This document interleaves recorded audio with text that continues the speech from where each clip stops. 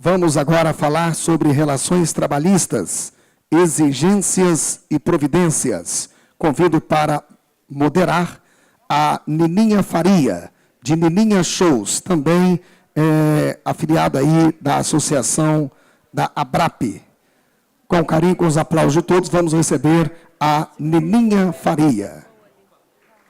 Vamos recebê-las com uma calorosa salva de palmas. A Suelen Alves Sanches é bacharel em Direito pela Faculdade Metropolitana Unidas, especialista em Direito do Trabalho pela PUC, São Paulo, sócia do escritório Sá e Alves Advogados Associados e assessora jurídica da Federação do Comércio de Bens, Serviços e Turismo do Estado de São Paulo, FEComércio. Senhoras e senhores, com a palavra, Suelen Alves Sanches.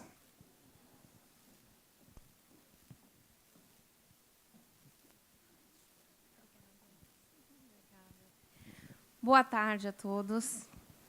Gostaria de parabenizar pelo belíssimo evento, agradecer a honra do convite ao Shaolin, ao presidente Cláudio Honor, que é presidente do Sindicato Nacional das Empresas de Produções e Eventos Artísticos e Musicais, cujo vice-presidente também é o senhor Shaolin, e gostaria de agradecer aos demais diretores, o senhor Doreni, e também o senhor Lúcio Oliveira. Muito obrigada. Carlos Conhat, também, muito obrigada pelo convite. Bom, eu vou fazer aqui o possível para explanar para vocês, compartilhar aqui um pouco da nossa experiência, do conhecimento que eu adquiri aos 14 anos que eu advogo na Federação do Comércio do Estado de São Paulo, que representa também o primeiro grupo, que é o setor do comércio atacadista, segundo grupo, comércio varejista, e o terceiro grupo, que é o comércio de serviços e turismo do Estado de São Paulo. Por favor. Bom, quando nós falamos em relações trabalhistas, quais são os principais atores dessa relação? Nós temos aqui o Ministério do Trabalho, o empregado, o empregador, no caso, a entidade patronal, Senaprem, entidade profissional, SATED, dentre outros, e a Associação ABRAP também, que é um braço forte da entidade sindical. Bom, falar um pouquinho aqui da organização sindical. Quando nós falamos do encaixe, né, da representação profissional do empregado ou da empresa, nós estamos falando de enquadramento sindical, que está dentro da organização sindical. Eu julgo importante que vocês conheçam alguns princípios da organização sindical para melhor compreensão do tema. Um deles é o princípio da unicidade sindical. Apenas uma entidade pode representar uma determinada categoria num determinado município, que não pode ser inferior ao município. No caso, a entidade Senaprem é uma entidade nacional que representa aí o Brasil todo. Princípio da não intervenção estatal na organização sindical. Sistema confederativo de representação sindical e, finalmente, enquadramento sindical. Por favor. Vamos passar aqui rapidamente em cada um deles. O artigo 8º, inciso 2 da Constituição Federal, diz que é vedada a criação de mais de uma organização sindical em qualquer grau, representativa de categoria profissional ou econômica na mesma base de representação dos trabalhadores ou empregadores interessados, não podendo ser inferior à área de um município. Quem quiser aprofundar um pouco mais sobre esse tema, está publicado um artigo, o que aconteceria se vários sindicatos pudessem representar uma mesma categoria. Aqui, nesse artigo, nós discutimos a questão da pluralidade sindical, que é um paradigma que é o que se discute hoje em relação à liberdade sindical, é o que está previsto na Convenção 89 da OIT, que até o momento não foi ratificada pelo Brasil. Por favor. Bom, não intervenção na organização sindical, também conhecido como um princípio da autonomia sindical. O que significa dizer? Que o Estado ele não pode intervir na atividade, na representação sindical. Isso a gente vê muito por parte do judiciário, né, em relação às súmulas, em relação há diversos julgados, né, que acabam interferindo e acabam até mesmo interpretando o disposto na legislação. Autonomia sindical, o que é importante destacar? No processo de negociação coletiva, que nós vamos falar um pouco mais à frente, o princípio da autonomia sindical confere força de lei a esses instrumentos. São verdadeiros legisladores privados, que acabam negociando por meio normalmente na database, que é fixado pela categoria profissional, e acaba tendo essa força de lei, ou seja, o que estiver disposto numa norma coletiva, seja ela uma convenção ou um acordo coletivo, tem força de lei. Próximo, por favor. O Sistema Confederativo de Representação está previsto no artigo 511 da CLT. O sistema previsto no nosso ordenamento ele é estruturado, tem uma estrutura piramidal. Nós temos as empresas, que são representadas pelos sindicatos, que é uma entidade sindical de primeiro grau, que, por sua vez, está vinculada a uma federação, que é uma entidade sindical de segundo grau, no caso, a Federação do Comércio é um exemplo, e nós temos a terceira, no caso, o terceiro grau, que são as confederações. No caso, a Confederação Nacional do Comércio é a entidade que a Federação do Comércio está vinculada, que é esta que foi citada na palestra anterior. É o sistema piramidal de confederação. Quando não existe essa segunda base de sindicato, o que ocorre? O que o artigo 511 da CLT diz? Que essa representação será exercida pela entidade subsequente, ou seja, se não existe um sindicato que representa, seja uma categoria profissional ou uma categoria econômica, em razão à simetria do sistema, o sistema ele é simétrico, né? A representação que existe do lado patronal existe também do lado profissional. Se não existir um sindicato, quem representa supletivamente é uma federação, que é uma entidade de segundo grau.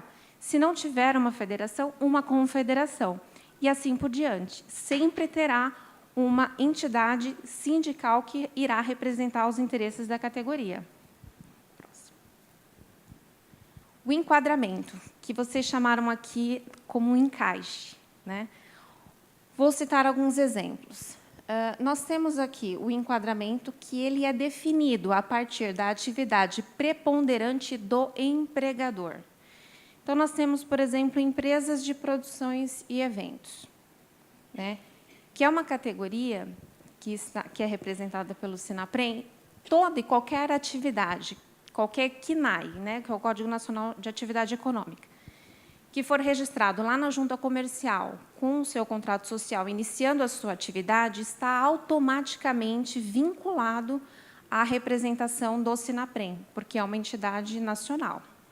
Ah, mas eu não quero me filiar ao Sinaprem, eu posso escolher? Não pode.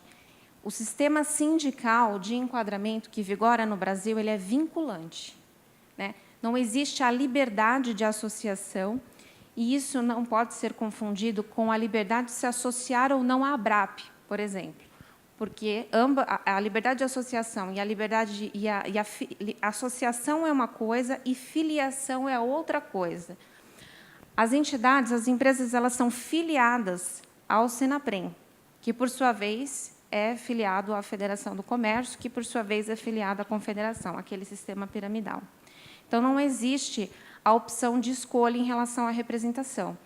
Se eu tenho um funcionário que ele é motorista, eu não posso enquadrar ele no SATED. Por quê? Porque motorista é uma categoria diferenciada, assim como os empregados em empresas de prestação de serviços, de eventos, de promoções, de artistas, técnicos, né? Existe uma lei federal que regulamenta essa profissão.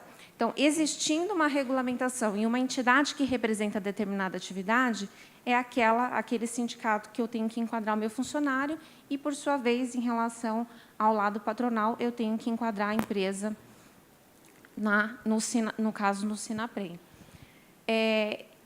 Existe algum tipo de formalidade necessária?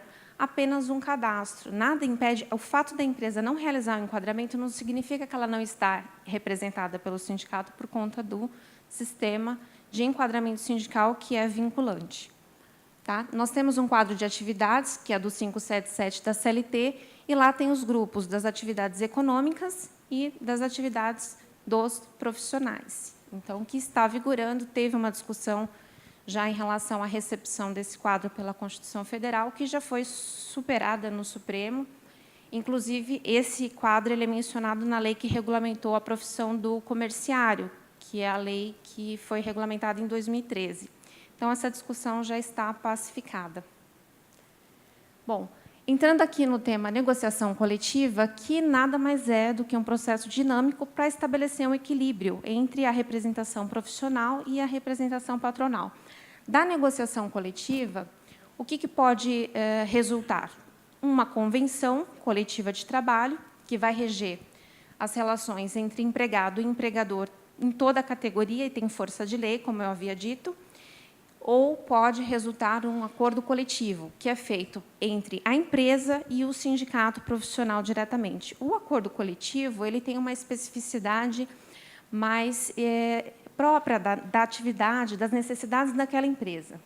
Tá? Não se aplica a toda a categoria. O que difere, na realidade, é a abrangência desse instrumento. Né? E aí ele tem uma liberdade maior para tratar de questões mais peculiares, PLR, a questão de banco de horas, né, que é uma questão importante, que nada, não impede também que esse tema seja trabalhado em convenção coletiva. Quando nós falamos aqui em compensação de horas, quando eu recebi o convite, eu analisei brevemente os principais problemas que esta categoria enfrenta, né? Até mesmo em razão da ausência de representação profissional em determinados estados. Né? Em uma breve pesquisa, foi localizada 3 federações interestaduais. Né? Nós temos aqui o SATED, representante do SATED, tem SATED em São Paulo também, mas não existe a convenção coletiva formalizada entre o sindicato profissional e o sindicato patronal, o que acaba causando uma certa insegurança jurídica para essas empresas. Por quê?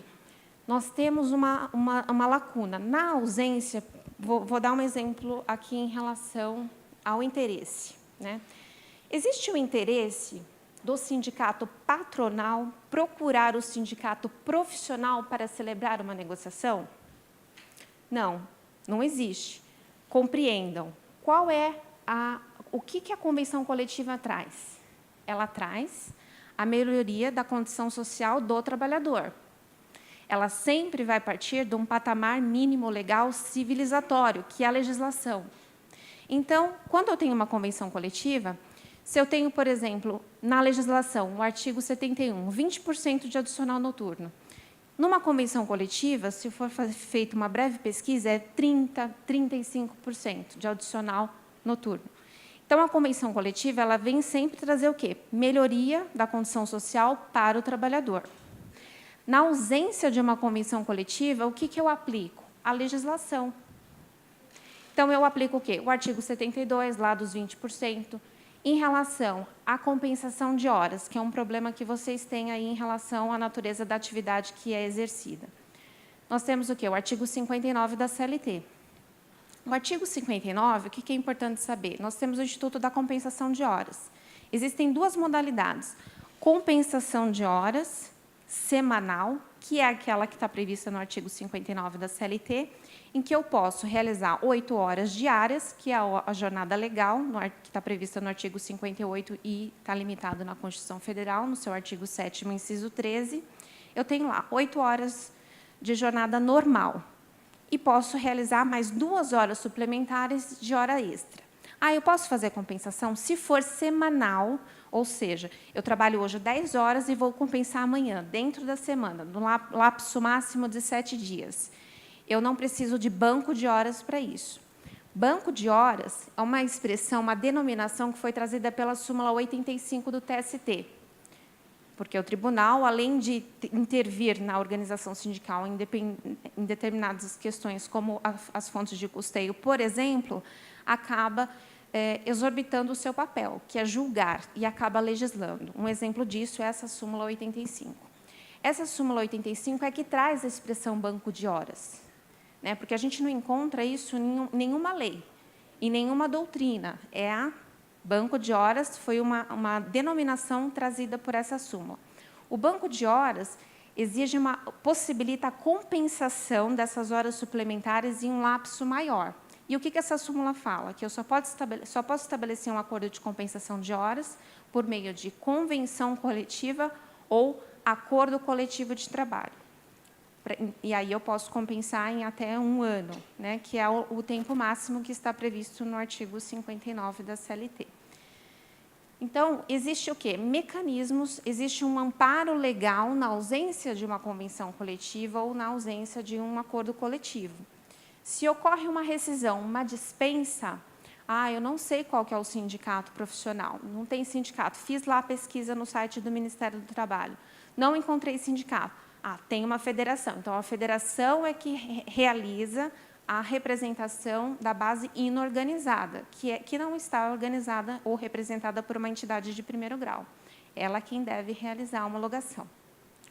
Ou, alternativamente, o Ministério do Trabalho, por meio das suas superintendências e das suas gerências regionais. Tá? Isso está previsto lá no artigo 477. Então, ele tem a obrigação de homologar. Então, é um técnico, um artista, vou realizar uma homologação lá no SATED. Não tem convenção coletiva do SATED com o SINAPREM. O que eu aplico? A legislação. Na prática, os sindicatos profissionais eles exigem o cumprimento da convenção coletiva que ele celebra com outros sindicatos patronais. Isso é o que a gente vê muito lá em São Paulo. Isso está correto? A empresa tem que saber o seguinte, ela só está obrigada a aplicar a convenção coletiva que é celebrada pelo sindicato patronal que a representa. Ela pode aplicar, por analogia, uma convenção coletiva para estabelecer, por exemplo, um parâmetro de piso salarial, mas ela não está obrigada. Mas não tem uma convenção, qual é o piso que eu pago? Regional. Piso salarial regional. A legislação, normalmente, ela traz os pisos e tem uma exceção. Aplica-se os pisos na ausência de convenção coletiva de trabalho. Não tem convenção, aplica o piso regional, que normalmente é maior do que o piso salarial nacional. Não tem a legislação regional? Então, aplica o nacional. Esta é a referência. Na prática de mercado, isso acaba gerando uma certa limitação na contratação, porque o próprio mercado já regulamenta o piso. Hoje, por menos de R$1.000, você não consegue contratar um técnico, né, para um contra-regra, qualquer coisa, qualquer função dessa ordem. Então, a gente sabe que, na prática, o mercado acaba regulando essas coisas. Mas, alternativas, o que é importante que vocês saibam?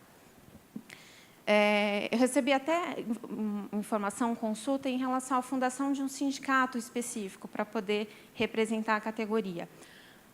Existe já uma federação, existe uma entidade que representa, mas o que é necessário? A aproximação da categoria. Se os empregados, se as empresas não se aproximarem da entidade que as representa, o sindicato ele tem o quê? Um registro sindical, ele tem uma representação. Mas representação é uma coisa e representatividade é outra. Ele precisa o quê? De força. Ele precisa o quê? Resolver os problemas da categoria. Quem é que traz os problemas da categoria? São vocês. Se as empresas não levam os problemas para o sindicato ele não vai ser representativo. E ele precisa muito mais de aproximação, ele precisa também de receita, porque sem receita não tem representatividade. Próximo, por favor. Fontes de custeio. Eu vou entrar aqui numa questão que está prevista no ordenamento jurídico. Nós temos aqui a questão das contribuições. A contribuição sindical, ela está prevista no artigo 559 da CLT. É uma contribuição compulsória que tem natureza jurídica tributária.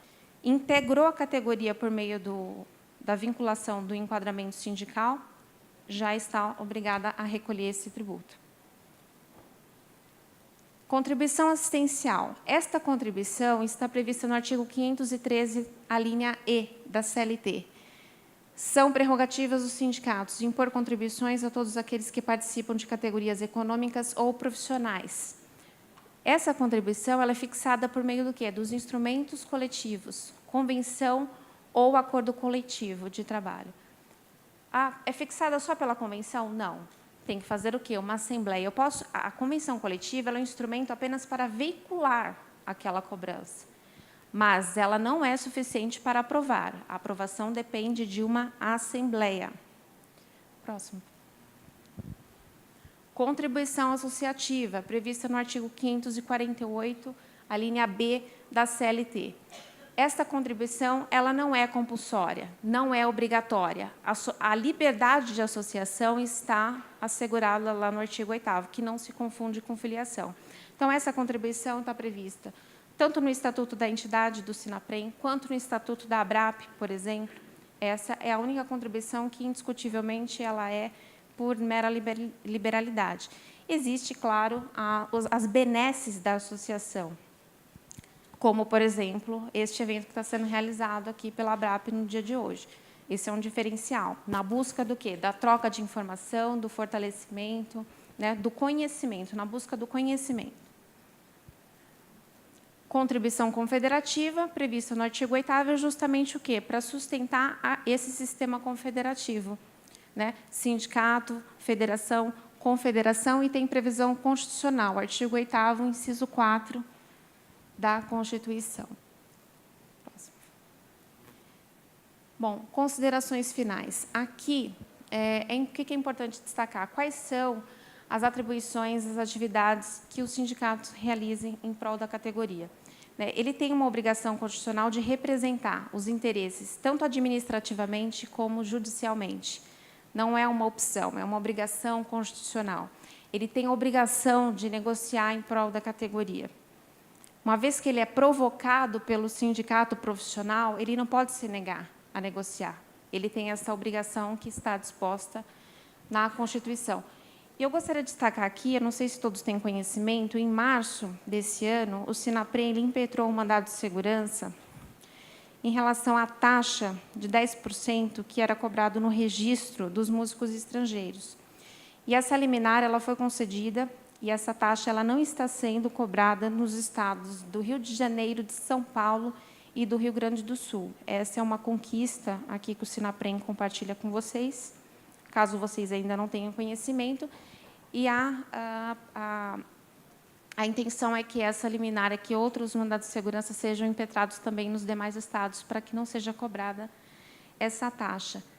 Bom, eu fiz uma breve explanação, até em razão do atraso do painel, e também porque eu tenho já o voo agendado para retornar para São Paulo. Então, me perdoem aí se eu acabei falando um pouco rápido demais, mas eu coloco à disposição aqui os meus contatos, caso vocês tenham alguma dúvida ou queiram fazer alguma crítica também, porque crítica também é sempre bem-vinda, né, para a gente poder refletir e melhorar. Bom, e a Federação do Comércio aqui agradece mais uma vez, se coloca à disposição aqui por meio do Sinaprem, para poder subsidiá-los aí nessas questões, né? Nós temos aí trabalhos importantes em Brasília, programas de advocacy. O deputado Laércio Oliveira, ele é diretor da Confederação Nacional do Comércio e está à disposição para encaminhar os pleitos que forem aí definidos, né, pela categoria, para a elaboração de projeto de lei. Então, isso realmente, eu fiquei muito lisonjeada com o convite e fiquei muito contente com o que eu vi aqui. Uma discussão, um debate assim, de um nível altíssimo, e realmente vocês estão de parabéns. Muito obrigada, viu?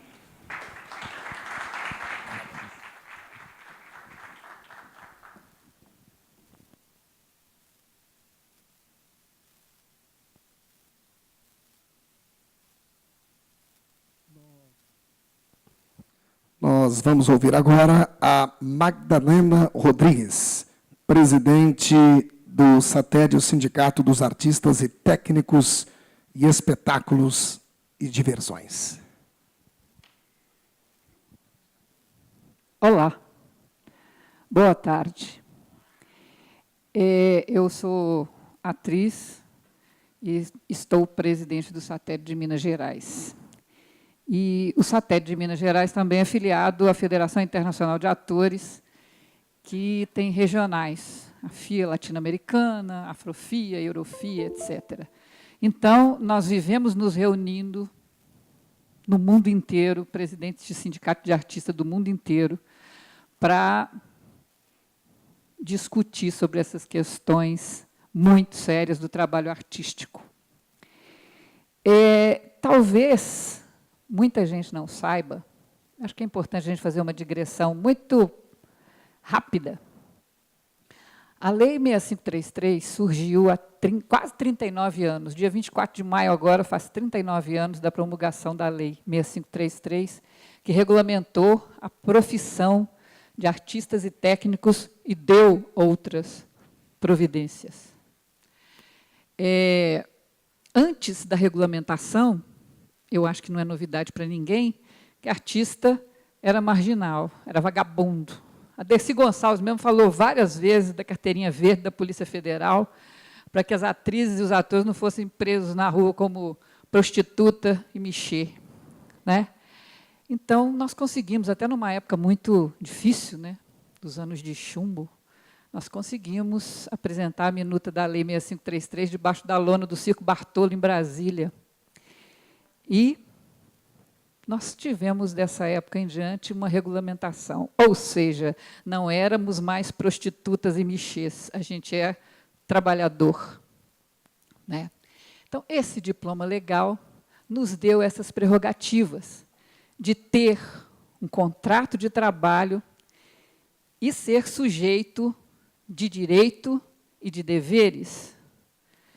Nessas categorias todas, que estão elencadas num quadro de funções específico, encontram todas as funções que estão enquadradas os artistas, atores, atrizes, bailarinos, dançarinos, a parte cenográfica, de figurino, adereços e etc. E a parte técnica,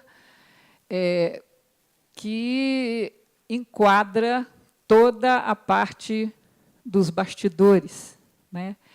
De caixa cênica, quando é dentro do teatro e fora dela. Aqui eu estou vendo um digníssimo representante nosso aqui de Minas Gerais, que é um técnico conhecidíssimo, Murilo Correia, a quem eu quero fazer minha homenagem, porque é uma pessoa realmente que dignifica a profissão.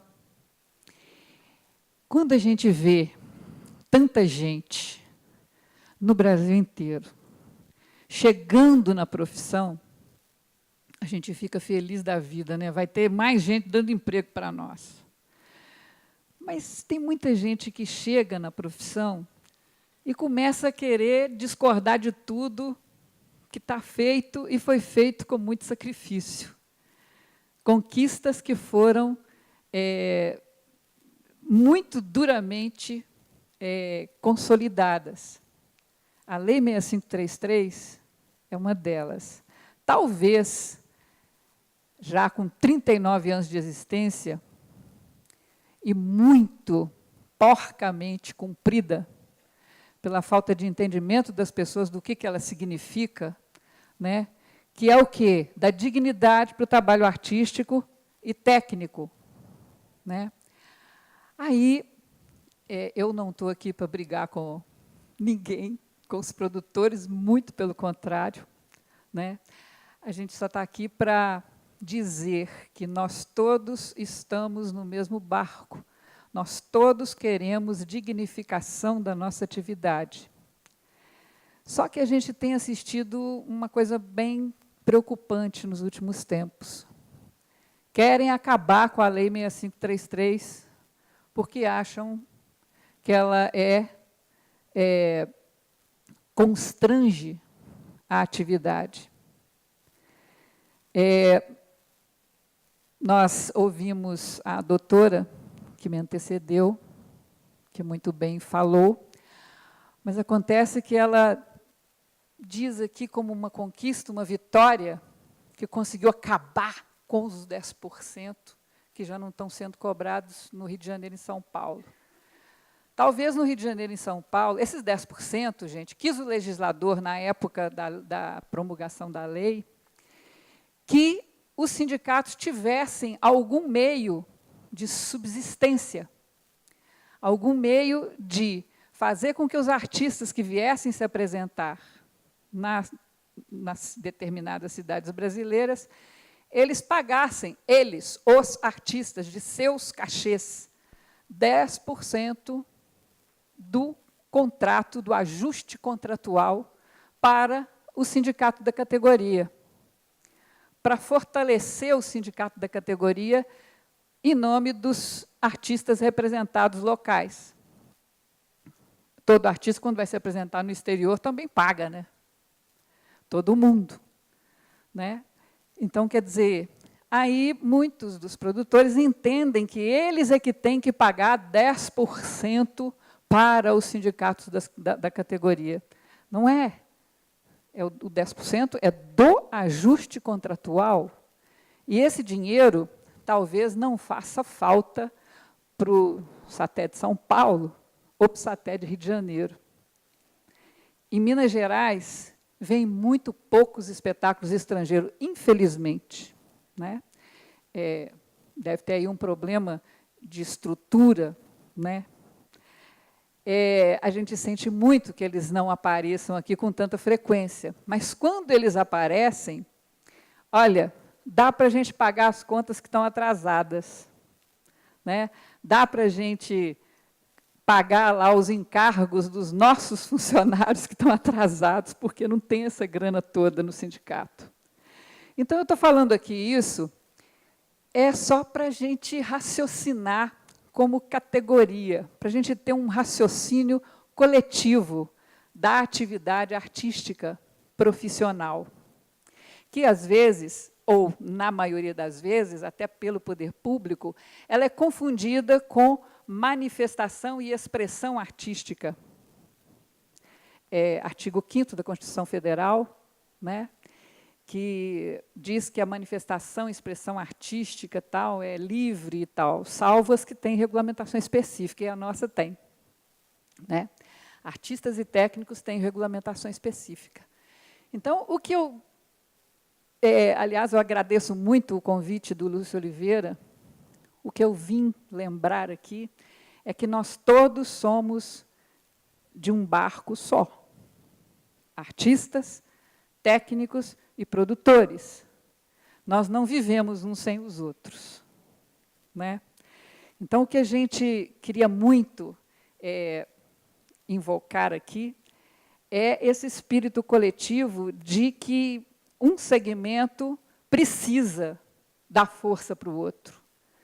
Nós, como artistas, os técnicos e os produtores que nos dão trabalho. Né? Então, quer dizer, nós estamos muito, muito, muito preocupados com isso. Já teve, na semana passada, já assinamos um documento entre os sindicatos, porque já entrou um pedido dos produtores no Rio de Janeiro, pedindo que a Lei 6533 pereça. Em favor do quê? Nós não podemos entender por que as pessoas não podem ter uma seriedade na contratação. Vi o doutor Daniel Moraes falando aqui com muita propriedade, que nós estamos em 2017, e a indústria de entretenimento ainda se comporta amadoristicamente, ainda na informalidade, não prestando atenção que está lidando com gente, que está lidando com pessoas, com trabalhadores, com pais de família, e que tiram dali o seu sustento, e que precisam de garantias de subsistência.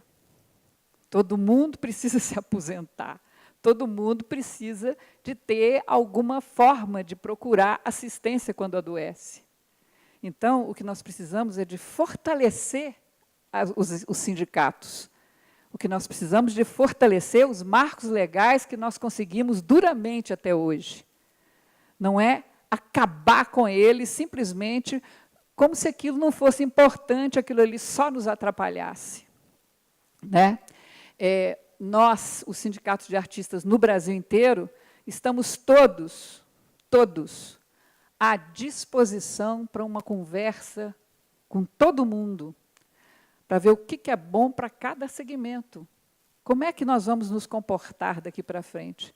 E não simplesmente um ficar entrando com liminar contra o outro, como se a gente estivesse numa selva e a melhor arma fosse atirar liminar nos outros. Né? Assim, nós vamos enfraquecer, algum pé dessa mesa vai enfraquecer e vai cair. Né? Então, quer dizer, o que a gente precisa atentar com urgência é sobre o que significa essa nossa atividade para nós mesmos. Né? A gente já teve algumas reuniões com o Lúcio Oliveira sobre esse assunto. Aliás, eu quero dirigir aqui uma palavra de agradecimento ao Lúcio Oliveira, porque ele é um dos produtores mineiros que cumpre absolutamente tudo, toda a legislação pertinente aos artistas e técnicos na contratação de eventos, né? E o que a gente está pedindo aqui, com toda a simplicidade, com toda a amizade e com urgência, é que nós cuidemos todos da nossa atividade. Vamos nos reunir entre produtores, artistas, técnicos, que, aliás, os produtores, os técnicos de eventos estão todos vindo para o SATED.